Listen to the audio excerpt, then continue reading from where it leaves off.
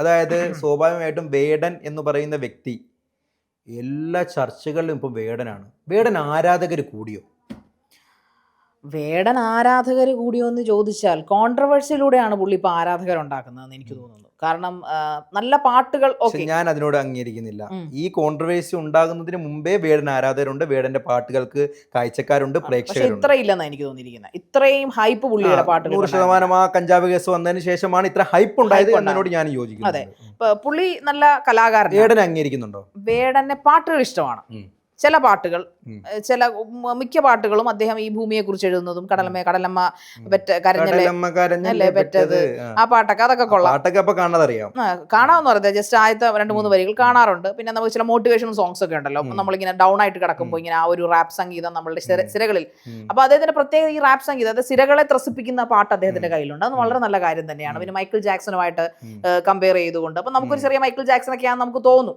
പക്ഷേ പുള്ളിയുടെ പാട്ടുകളിൽ പുള്ളി സ്വന്തം ഈ ജാതി പൊക്കിക്കൊണ്ടുവരുന്നത് നമ്മളെല്ലായ്പ്പോഴും മലയാളികൾ എതിർക്കുന്ന ഒരു കാര്യമാണല്ലോ. നമ്മളിപ്പോൾ ഈ RSSനെ സംഘപരിവാറിനെയൊക്കെ എതിർക്കുന്ന പോലെ അവർ മതം പറയുന്നു, ജാതി പറയും എന്നൊക്കെയാണല്ലോ പറയുന്നത്. നമ്മളൊരു പൊതുവിൽ പറയുന്ന ഒരു കുറ്റമാണല്ലോ. എത്രമാത്രം സത്യമോ കള്ളമോ അതവിടെ നിൽക്കട്ടെ. കേരളത്തിൽ ജാതി പറയുന്നില്ല. ഓക്കെ, കേരളത്തിൽ ജാതി പറയുന്ന അവിടെ നിൽക്കട്ടെ. കേരളത്തിന്റെ ജാതിയെ കുറിച്ചല്ല ഞാൻ പറയുന്നത്. ഞാൻ പറയുന്നത് അങ്ങനല്ല. ഞാൻ സംസാരിക്കാൻ അനുവദിക്കും. ഇപ്പൊ വേടനെ അനുകൂലിക്കുന്നുണ്ടെന്ന് ചോദിച്ചാൽ അതിന്റെ പാട്ടുകളെ ഞാൻ അനുകൂലിക്കുന്നുണ്ട്. പക്ഷെ ആ പാട്ടുകളിലൂടെ ജാതീയത അദ്ദേഹം പറയുന്നു. ജാതീയത ഇൻ ദ സെൻസ് അദ്ദേഹം തന്നെ പറയുന്നു, ഞാൻ ഒരു ഈ പറഞ്ഞ കോളനിയിൽ ജീവിച്ച ഒരാളാണ്, അല്ലെങ്കിൽ ഞാൻ ഒരു SC/ST വിഭാഗക്കാരൻ, അല്ലെങ്കിൽ ഞാൻ ആദിവാസി അല്ലെങ്കിൽ പട്ടികജാതി വിഭാഗക്കാരനാണ്. പക്ഷെ അദ്ദേഹം പറയുന്നത്, അദ്ദേഹം ഒരു ഇന്റർവ്യൂവിൽ ഇരുന്ന് പറയുന്നുണ്ടായിരുന്നു, ഒരു പത്രപ്രവർത്തകന്റെ മുമ്പിൽ ഇരുന്ന് പറയുന്നു, സവർണനായ ഒരു വ്യക്തി പഠിച്ചിരുന്ന ക്ലാസ്സിലാണ് ഇദ്ദേഹം പഠിച്ചിരുന്നത്. ആ വ്യക്തി ഒരു ദിവസം കൊണ്ട് വളരെ മനോഹരമായിട്ട് കാണാപ്പാടങ്ങൾ പഠിക്കുന്ന കാര്യങ്ങൾ ഒരു 100 ദിവസമോ 50 ദിവസമോ എടുത്താലും എനിക്ക് കാണാപ്പാടം എൻ്റെ തലച്ചോറിലേക്ക് കയറുന്നില്ല. അതിന്റെ കാരണം എൻ്റെ DNA ആണ്. ആ DNA എന്ന് പറയുന്നത് അദ്ദേഹത്തിന്റെ ജാതിയെ തന്നെ അദ്ദേഹം അധിക്ഷേപിക്കുന്ന ഒരു തുല്യല്ല. അത് പറഞ്ഞല്ലേ അദ്ദേഹം മാർക്കറ്റ് ചെയ്യുന്നത്. ഓക്കെ, അതിന് ഞാൻ പറഞ്ഞോട്ടെ, അതിനോടൊന്നും ഞാൻ യോജിക്കുന്നില്ല. പക്ഷേ വളരെ സിമ്പിൾ ആയിട്ട് ഞാൻ പറയുന്ന ഒരു കാര്യം, ഇപ്പൊ ST/SC വിഭാഗക്കാരനാണ് നമ്മുടെ വേടൻ, ഏറ്റവും താഴ്ന്ന ജാതിയിൽപ്പെട്ട കിരൺദാസ് മുരളി എന്നാണ് പേര്. അപ്പോൾ സ്വാഭാവികമായിട്ടും തൃശ്ശൂരാണെന്ന് തോന്നുന്നു എനിക്ക് ജന്മസ്ഥലം, തൃശ്ശൂരാണ് ജന്മസ്ഥലം.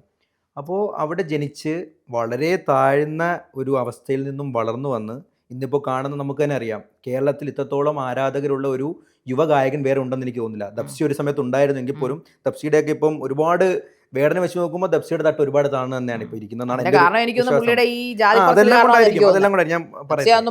ഓക്കെ, ഞാൻ പറയട്ടെ. പക്ഷേ അപ്പോൾ സ്വാഭാവികമായിട്ടും ഈ ജാതി പറയുന്നു എന്ന് പറഞ്ഞാൽ അവഗണന നേരിടുന്ന ഒരു വിഭാഗമാണ് ST/SC എന്നുള്ളതിനെ കുറിച്ച് താങ്കൾക്ക് ഡൗട്ടൊന്നുമില്ലല്ലോ? ഞാൻ അങ്ങനെ ചിന്തിക്കുന്നില്ല. കാരണം SC/ST എന്തോരം പ്രിവിലേജ് അനുഭവിക്കുന്നു. ഞാൻ ചോദിക്കട്ടെ, ഒരു സർക്കാർ ജോലി എടുത്താൽ നമുക്കൊരു OBC-കാർക്ക് തന്നെ ഒരു 38 വരെ മാക്സിമം എഴുതാൻ പറ്റും. SC/SC അത് എത്ര നാൾ എഴുതാൻ പറ്റും? സവർണർക്കാണെങ്കിൽ ഇപ്പോൾ അത് വേണ്ടേ? അതിന്റെ ആവശ്യം എന്താണ്? അതല്ല വേണ്ടേന്ന് ചോദിച്ചാൽ അവർക്ക് നമ്മൾ പ്രിവിലേജ് കൊടുക്കുന്നു. അവർക്ക് പ്രിവിലേജ് കൊടുക്കണ്ടേ? കൊടുക്കുന്നുണ്ടല്ലോ. പിന്നെ ആരാണ് അവരെ അവഗണിക്കുന്നത്? പിന്നെ എന്തർത്ഥത്തിലാണ് വേടൻ ഇത് പറയുന്നതെന്നാണ് ഞാൻ ചോദിക്കുന്നത്. അവരെന്തുകൊണ്ടാണ് ഈ ST/SC വിഭാഗക്കാരിൽ വലിയ കോടീശ്വരരോ അല്ലെങ്കിൽ വലിയ സാമ്പത്തിക ഉന്നമനത്തിൽ എത്തിയവരൊന്നും ഉണ്ടാകുന്നില്ല? അതുപോലെ തന്നെ ഒരു ഡോക്ടറോ അല്ലെങ്കിൽ ഇപ്പൊ ഉണ്ടാകുന്നുണ്ടെന്ന് തോന്നുന്നു. ബഹുഭൂരിപക്ഷം പേരും കൂലിപ്പണിക്കാരും. ദ്രൗപദി മുർമു തന്നെ